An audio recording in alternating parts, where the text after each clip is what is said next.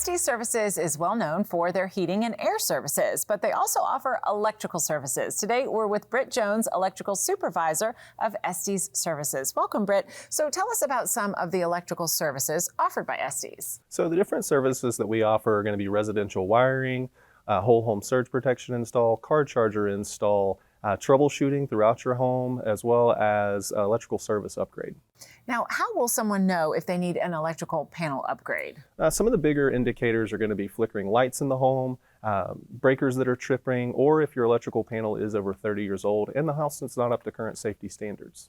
And now let's talk about home decor, one of my favorite topics. Good lighting is very essential. So what does Estes offer in terms of lighting installation? Most Atlanta customers request recessed lighting install, pending light install, as well as ceiling fans. We also do LED conversion to make lighting more efficient for you, as well as to improve aesthetics.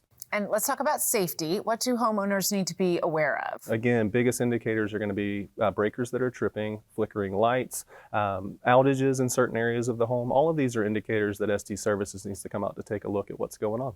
And what about storm surge protection? Is that important as well? Very important. To bring us out to install whole home surge protection is something that Estes Services does provide for you. It's a device that goes in the electrical panel, and what it's going to do for you is protect the appliances and all electrical components connected to the home. Became a code requirement in 2021.